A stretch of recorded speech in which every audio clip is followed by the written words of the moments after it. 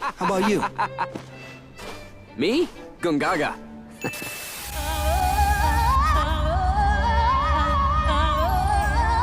Hello, welcome to my show. Y'all like Final Fantasy? Personally, I never really got into it. I mean, I always respected the legacy of Final Fantasy, but never enough to warrant interest. I mean, I played a little bit of Final Fantasy VII on the PS1 like years ago, but not even more than 20 minutes if I'm being honest. RPGs were just not for me's. But seeing how much more beginner-friendly they've become in recent years, it's got me warming up to the idea. And I was ecstatic when they announced the remake of Final Fantasy VII years ago. I thought this was the perfect opportunity to get into the franchise. I mean, if I was interested in a Final Fantasy, it was definitely 7. I don't know why, to me as a casual, it seemed like Final Fantasy VII had like the most iconic designs. But then I heard that the remake of Final Fantasy VII would be a trilogy of AAA games. I thought this was the most obnoxious thing they could do. There was no way that the PS1 game was that expansive. So I decided to wait until the trilogy had been released before even playing a single one. I figured I waited this long, so what's a couple more years? And I had fully intended to wait until that last game had been released. But then they put Tifa in a bikini. So I pre-ordered the game. I mean, can you really blame me? Like really, truthfully, honestly? So I downloaded Final Fantasy VII Remake, beat it, and had my fair share of fun. The story was great, the gameplay was engaging, but I had to constantly remind myself that this whole game is pretty much the first hour of the first section of the classic game. And I think at times you can kind of feel that that's the case. But then I got to Rebirth, and in like the first chapter, the game had answered so many questions I had about the characters, the plot, and the world, while also stringing me along a path it wanted me to follow so that the future reveals would hit that much harder. I have an almost unnatural obsession with Final Fantasy VII Rebirth at the current moment. Like, this game spoke to me. When I was at work, I wanted to play it. When I was watching TV, I wanted to play it. When I was going to bed, I wanted to play it. And when I finally finished it, I just wanted to play it again. And one of the driving factors that caused me to fall in love with the game so much was its story and its characters. Remake, and more so in Rebirth, had fleshed out the characters in the game in so many ways while also making the world feel so expansive. Anytime you went anywhere in this game, it had some sort of connection to, if not one, multiple party members. Rebirth had also introduced the romance option, and with the freedom of being able to dictate how small aspects of the story would play out, it granted a level of immersion that I haven't really experienced in some time, even when playing very similarly structured games. I used to review video games, and I don't do that anymore, so don't think of this as a review or anything. I just wanted to get my thoughts out there because I need to get them out of my head. Think of this as a complete newbie to Final Fantasy's personal interpretation of the characters and relationships in this game. Watching everyone evolve from Remake to Rebirth, especially because I binged them both, was just an absolute delight. So, if you don't mind. The planet bleeds green like you and me bleed red. The hell you think's gonna happen when it's all gone, huh? Answer me! You gonna stand there and pretend you can't hear the planet crying out in pain? I know you can! Now, would you believe at the beginning of Remake, I hated Barrett. He was mean to my boy Cloud for seemingly no reason. He was very passionate about Avalanche, which is good, but it came off as kinda culty. He just didn't give off a good first impression. But then you meet Marlene.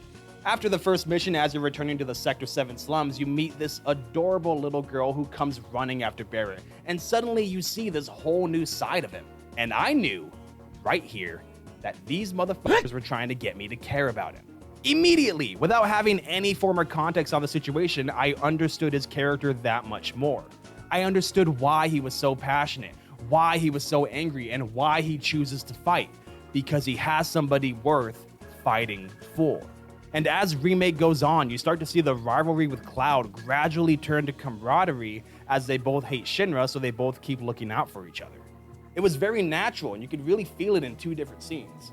When Cloud returns to the group after a long absence, Barrett instinctively says that he was worried about him. Or when Cloud willingly sacrifices himself so Barrett and Tifa can escape, the last thing he wants Cloud to hear is that he was wrong about him. I was wrong about you. This ain't the end of the line for you or me. He also has the perfect dad who didn't want the dog relationship with REDXIII because at first he's just like, what the hell is this? But as you play the game, you realize that they're really crapping on each other a lot. And a lot of their banter and shenanigans, because they aren't always getting along, but they do really love each other, is just really funny to watch. But let's get to Rebirth and his magnificent origin story. At some point in the game, you travel to his hometown of Corel, and everyone there treats him like garbage. They hate him, they harass him, and he just takes it. You come to find out that Barrett and his friend Dyne accepted a deal from Shinra to build a new reactor in the town. But after a malfunction in the reactor and assumptions that the town may have been hiding rebels, Shinra eradicated the town, killing almost everybody. They shot off Barrett's arm, seemingly killing Dyne, and killed Barrett's wife, Myrna. Barrett managed to survive and was able to save Dyne's infant daughter, a little girl named Marlene. This blew my goddamn mind when I played it for the first time. I mean, I knew that Marlene was unlikely Barrett's biological daughter because, you know. But seeing what he went through and what saved him made me want to join Avalanche, dog. And then you find out that Dyne did survive, and he also has a gun arm, so now we gotta go save him, right? But he's beyond saving. Dyne didn't have Marlene to fight for. Barrett did. All Dyne had was loss and anger, so he went insane. It really hits you once you get through that whole arc. Dyne falling apart at the idea of his daughter surviving, but being destroyed knowing he's gone too far to try and be her dad now. Sacrificing himself for Barrett because after everything that's happened, he still trusts him to take care of his little girl. Oh, it's too much, man. But one of my favorite relationships that Barrett has in the game is with Yuffie. Yuffie is a young ninja from Wutai who annoyingly tries to join the party multiple times before Cloud just allows her to tag along.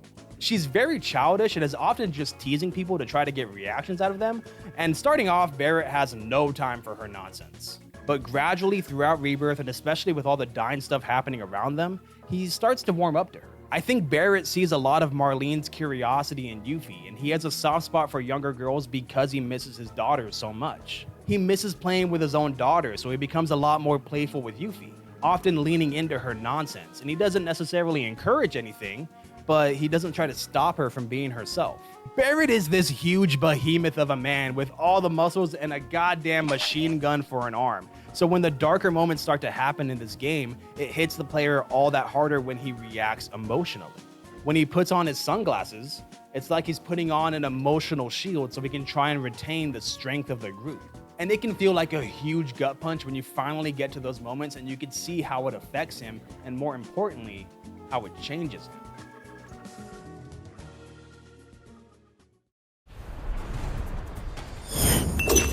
Some know me as the world's greatest materia hunter. Others, an unstoppable assassin. Wutai's White Rose, the one and only Yuffie!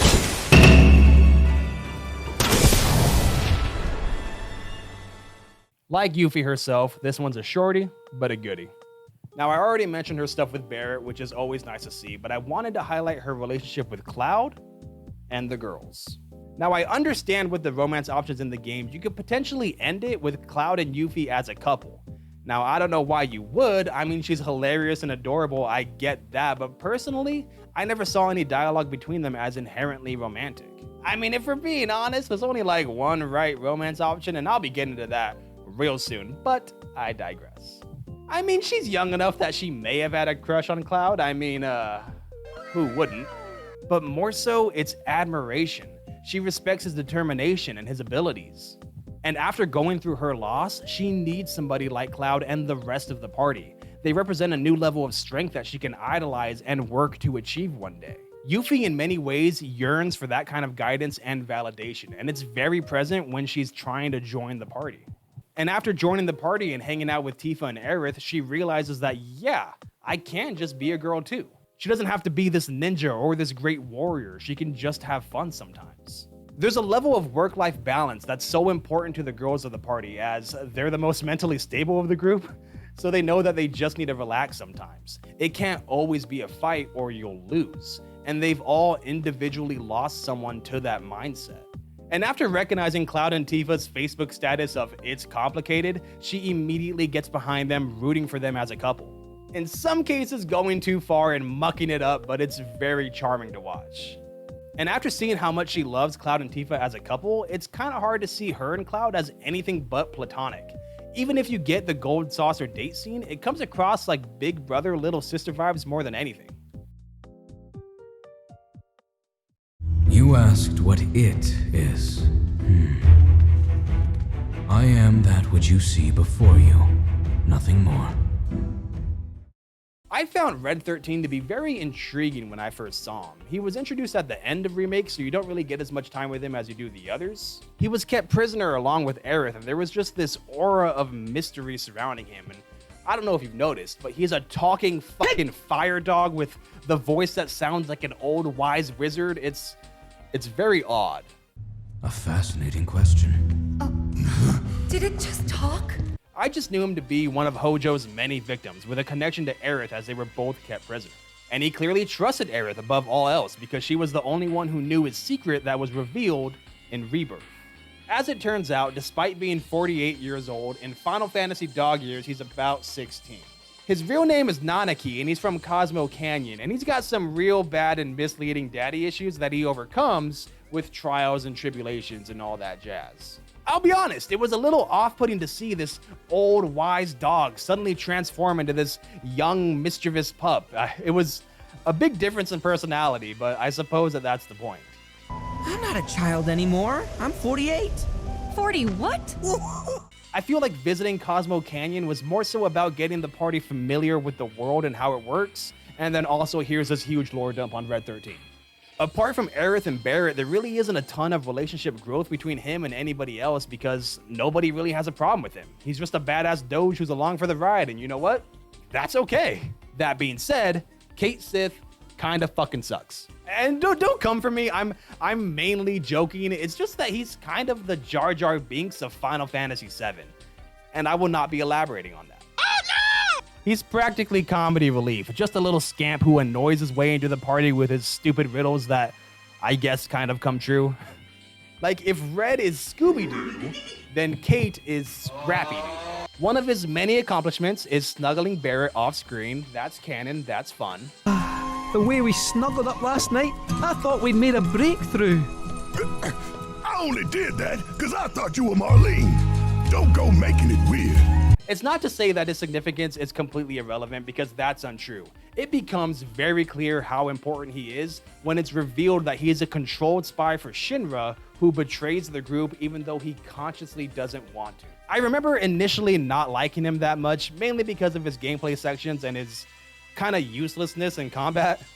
But it was right before this happened when I really started to get behind him as a character. He made me laugh consistently, so I started to like him. So I was personally so hurt when he finally betrayed the team. Like, bro, we trusted you. I felt every emotion that every party member felt in that moment. Barrett and Yuffie's anger, Aerith's confusion, and Cloud's disgust. And the events that transpire because he did this are directly Cait's fault. And yeah, he may have sacrificed himself or at least one of his 9 lives for the cause, but man, you hurt me, bro. Even after I forgave him for being the most useless member during combat. True strength comes from our ability to forgive, to forge ahead in the hope of making things right. It comes from ourselves. So focus on the future, not the past.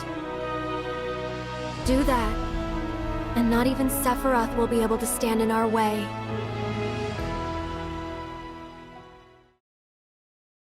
Aerith, in my opinion, has the potential to be one of the most tragic characters in gaming history. I mean, her death is one of the most spoiled moments in all of gaming, so I really didn't expect it to have the same impact it would have if I didn't know. But boy, I was wrong. But I'm getting ahead of myself. Back in Remake, Cloud falls nearly to his death in a church surrounded by flowers. There he meets the flower girl, Aerith, who was also on the run from Shinra. Considering their options and limited time, they decide to escape together. The amount of tension and romantic vibes between the two is almost instantaneous, which can feel kind of off-putting at first, but put a pin in that because it will make sense very soon. I personally don't think that Aerith is just some tragic character made so Cloud can lose somebody close to him. She's more than a tool to move the plot forward. Her being the last ancient and the catalyst for the plot of the game has a massive impact on everybody involved, good and bad guys alike.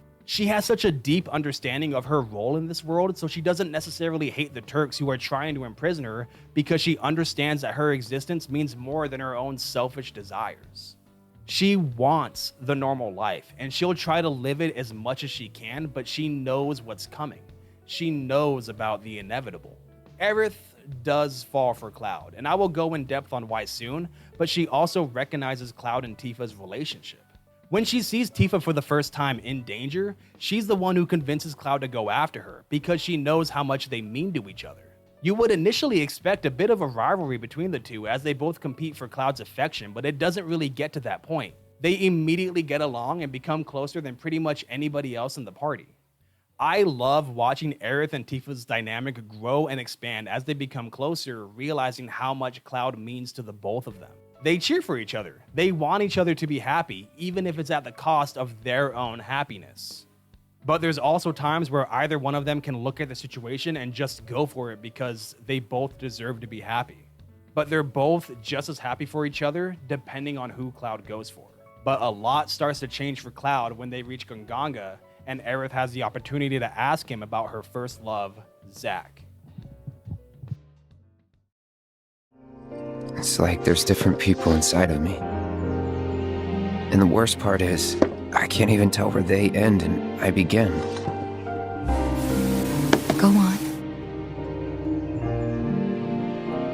Soldier cells degrade. I think that's what's happening to me. That I'm falling apart. So it's revealed in the original game that after much subtle foreshadowing, Cloud's memories are warped and untrue. So as it turns out, Cloud never made the rank of soldier, the one thing he wanted to do more than anything. His best friend, Zack, did. Cloud was just a lackey, a guy in armor. He didn't have what it took to be granted that special rank. Before the events of the first game, Aerith met and fell for a soldier named Zack, who acts just like Cloud does now. There's a lot of crazy lore that I'm speedrunning here, but essentially Cloud and Zack were nearly killed by Sephiroth when he went crazy and destroyed Nibelheim, Cloud and Tifa's old home. Seeing their survival, Dr. Hojo captured Cloud and Zack and tortured and experimented on them for years, without them even knowing how long they had been there.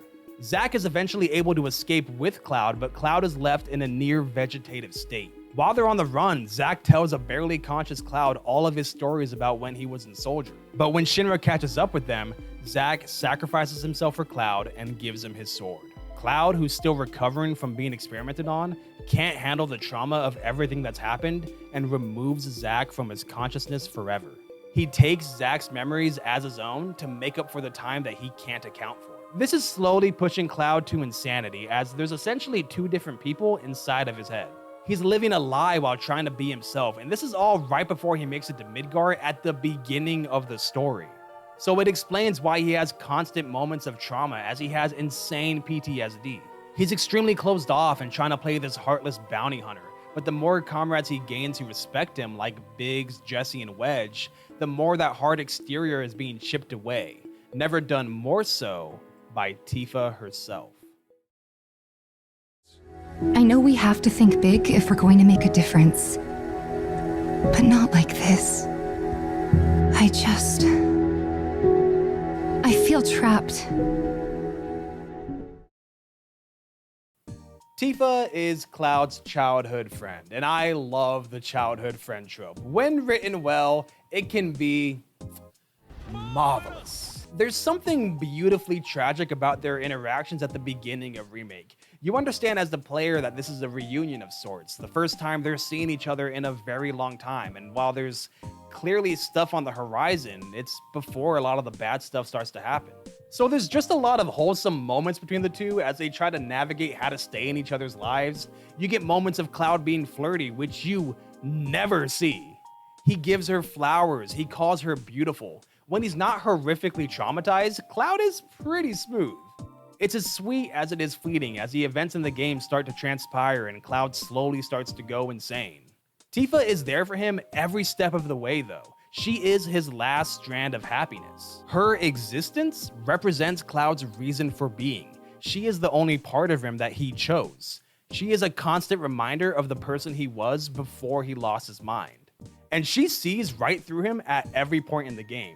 She understands that this personality is just a falsehood, a defense mechanism to his trauma. And she is always trying to get the real Cloud out of him, not in an overbearing way, but in a gradual one. She immediately respects his boundaries and is okay with getting to know him again so that he can be honest with her someday. And it isn't until they lose practically everything all over again in Remake that he's vulnerable enough to open up to her in Rebirth. But doing so only shows Tifa how tragically far Cloud is from reality, as his past doesn't line up with hers. He's unknowingly remembering somebody else's past, but Tifa doesn't immediately break that news to him. She gradually allows him to remember on his own while guiding him the whole way. How far away he is and his distrust of her does hurt and affect the relationship at the beginning, but Cloud almost immediately recognizes that he shouldn't distrust the one person who cares about him the most. They both apologize and understand that this is going to be a long road to recovery, and they agree to take that road together. The whole plot twist about Cloud not even making Soldier is already devastating enough, but more so when you realize he only strived to do so to save Tifa, because he feels that he failed to save her when they were kids. He failed, she got hurt, and he was blamed. But Tifa reveals that because he was the only one there for her, he was already a hero in her eyes. He never needed to become this cold soldier. He was already good enough for her. But after all the trauma, Cloud can't believe that, especially when his constant breaks in sanity causes him to attack Tifa. I also think how Cloud is with Tifa and Aerith is beautifully portrayed by their individual themes. Tifa's theme has a more cheerful melody, while also including a soft, estranged sound. It almost sounds familiar. It sounds like home, and Tifa is Cloud's home. Aerith's theme, however, is a lot more somber and honestly a little foreboding. It has a destined fate sound that can feel very tragic. I mean, maybe I'm looking into it just a little too much with the knowledge of the game, but it just feels like one was made for love and one was made for loss.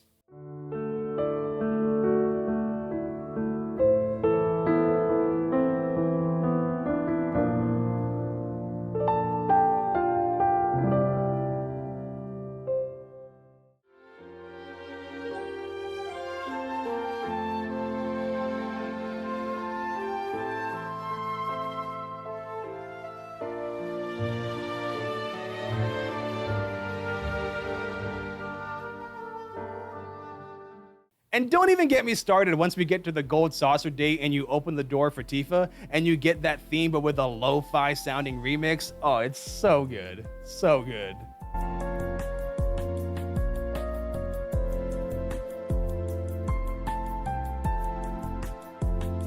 With the twist in mind and trying to figure out why Aerith fell for Cloud in the first place, it all goes back to Zack. I've watched countless summaries on all the games in the FF7 timeline and went back and watched all the Aerith and Zack scenes from Reunion, and it's really touching to see how much these two cared about each other. They're honestly perfect for each other. And it's precisely why I can't ship Cloud and Aerith. I can't even pretend to. In my opinion, she didn't really fall for Cloud. She was just reunited with Zack. Meanwhile, Tifa was always in love with Cloud from the beginning. And you really feel the love between the two in the dialogue the most. When they're opening up to each other, yeah, of course, but more so in those slice-of-life moments. When she can laugh at him for having pillow marks on his face, or when he's trying his hardest to look in any other direction when they're at the beach. In the body language of scenes that can range from comedic to intense, you just feel the love between these two more so than any other video game couple I've ever experienced. The closest I can compare it to is Nate and Elena from Uncharted. I thought the Gold Saucer date was absolutely perfect, by the way. From being able to see Jesse's lovely performance, to participating in the Loveless play, to seeing Aerith's performance of No Promises to Keep, one of my all-time new favorite songs, by the way. And as much as I wanted to bonk Cloud in the middle of it for bringing up Aerith, sometimes you are truly Rizless. No Riz. Seeing them embrace and finally kiss was absolutely remarkable. I've watched so many gamer reactions to this scene, and seeing so many people get so emotional made me wish I was a Final Fantasy fan my entire life. Waiting 27 years for a kiss scene and finally getting it, I can't imagine what that would do for me. I can only imagine it would be how I feel when I finally get to see Jin and Xiaoyu lock lips someday. The game looks absolutely incredible, by the way. Through and through, the best looking game I've ever played in my entire life. There's a scene towards the end where it looks like a goddamn Hollywood movie. It looks so good. But look how beautiful Tifa looks in the light of the fireworks. Just absolutely breathtaking work here. The upcoming final remake game is my new most anticipated game, purely so I could see how they nail the finale. Some of the best relationship moments are saved for that last game, especially with Cloud and Tifa. I'm not ready to see how they do the night under the high wind scene, but I'm positive it will be just wonderful. And I don't mean that in any pervy way, I just think that scene is genuinely beautiful. But more so, the final act is when Cloud completely breaks down, remembering all that's happened to him and Zack, leaving much of the final game to be played as the true main protagonist of Final Fantasy VII, Tifa Lockhart.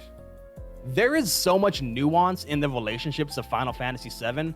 I was shocked with how good of a story was being told, and I had to constantly remind myself that this story has existed since 1997. There is absolutely no wonder as to why this game has the reputation of being not only one of the best PS1 games, but one of the best Final Fantasy games. I also haven't even scratched the surface of evaluating all the characters in the game. I didn't even mention Vincent and Sid, mainly because I think their backstories will be addressed in the last game. They're not even playable yet, they're just kind of around, but hey, there's always DLC. I even love the Turks and seeing them struggle to follow orders despite being total shitheads half the time. With Elena being my absolute favorite of the group. She was so funny and so ridiculous, and I was shocked to hear that it was Piper Reese's first voice acting gig. She fucking nailed it. I think that Rebirth is the best game that I've played in the last 10 years. And you can call me a Nomura meat rider or say that I'm too new to Final Fantasy or that I haven't played enough games. These are all true, and I'm not gonna try to refute that. But Rebirth made me feel like I was a kid again. It gave me that sense of wonder, imagination, and immersion that I haven't felt in a game since I was young. The last games that made me feel similar was Spider-Man PS4 and Super Mario Odyssey. But those two examples made me feel that way because I played Spider-Man 2 and Mario Sunshine as a kid. I've never played anything like Final Fantasy VII Rebirth. It hit me as it was ending that I think I just beat one of my favorite video games of all time, and that's not a feeling that I'm gonna forget anytime soon. And a lot of that is due to the incredible writing and the wonderful character work. I have been obsessed with Final Fantasy now because of this game. I started Final Fantasy X and I'm really enjoying that one so far. I really want to play 8 and 16 too, but maybe after my second playthrough of Rebirth. What do you guys think of the remake trilogy so far? Or do you have any games that made you feel this feeling that I'm talking about? Leave them down below. I am a lot more open to trying new games because I truly regret sleeping on Final Fantasy VII my whole life. Thanks for watching. Until next time, remember, care responsibly.